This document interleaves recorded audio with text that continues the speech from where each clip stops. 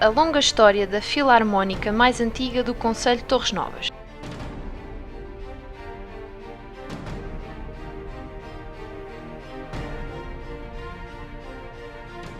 Tocando com regularidade desde meados da década de 50 do século XIX, a Filarmónica Torrejana, embora fundada oficialmente apenas em 1873, é seguramente e sem margem para dúvidas a filarmónica mais antiga do concelho de Torres Novas em atividade, a qual se desenrola há cerca de 160 anos.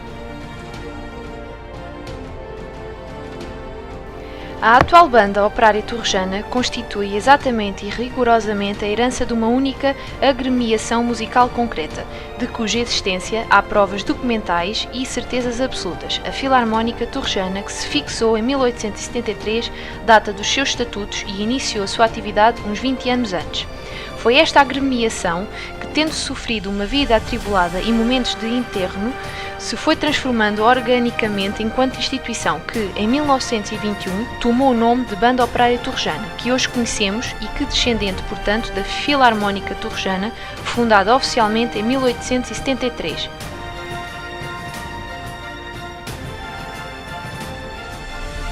A fundação oficial da Filarmónica Torrejana.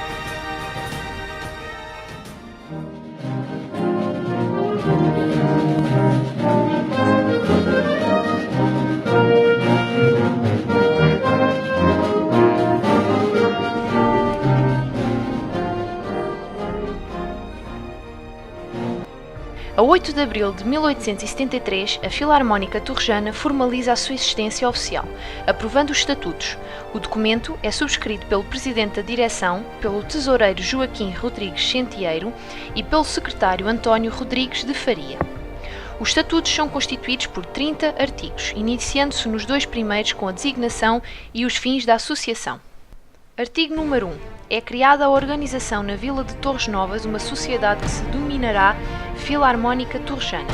Artigo número 2. Os fins desta sociedade são organizar uma banda marcial para tocar em público e em particular.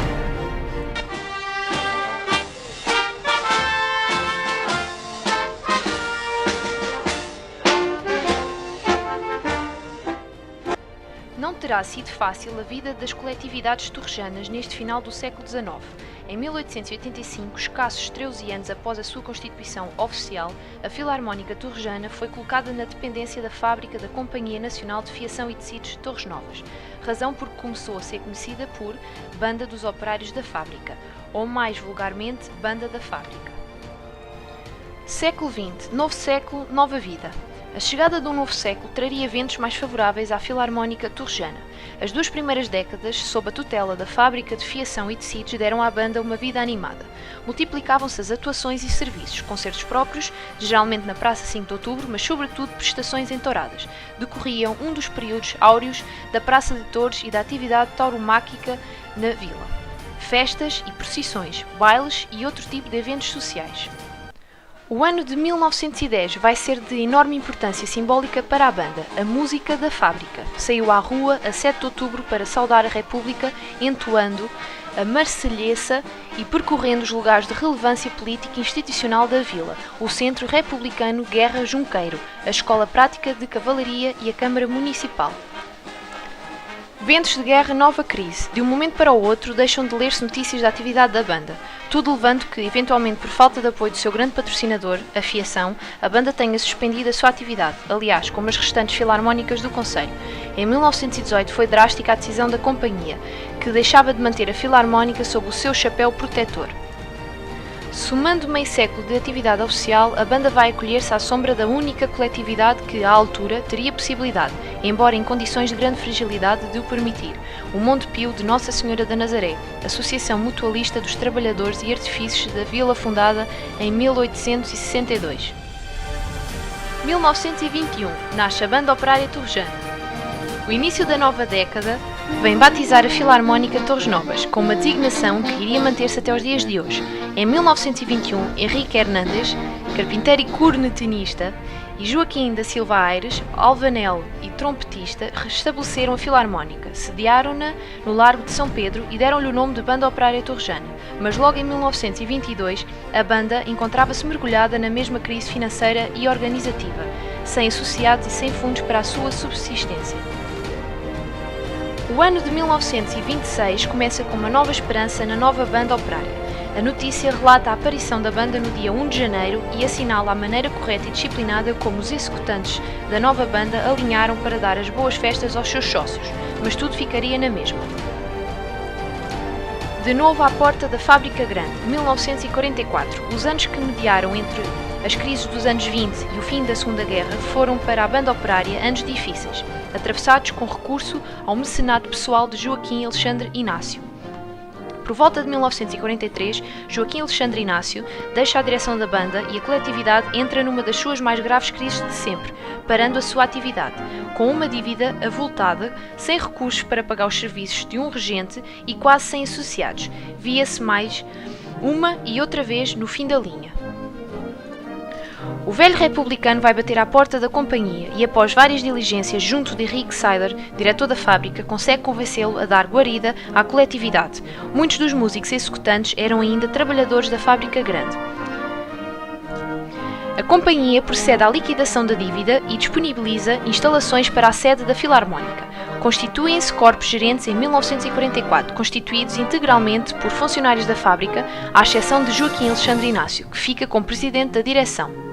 No início dos anos 60, a componente própria da vida da banda operária tinha desaparecido totalmente. A Filarmónica mantinha a sua designação oficial, Banda Operária Torrejana, mas voltava a aparecer referenciada como Banda da Fábrica ou Banda da Companhia, que agora custeava totalmente as despesas de funcionamento da Filarmónica.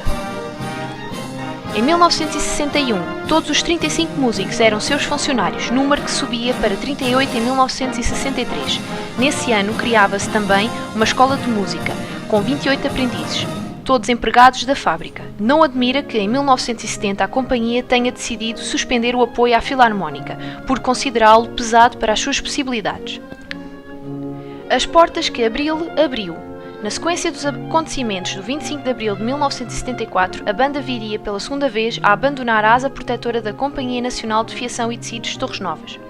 Um retorno à independência, gesto terá partido de alguns músicos da Filarmónica, a que a administração da fábrica anuiu, com a suspensão do apoio à banda decidido a 30 de julho de 1974.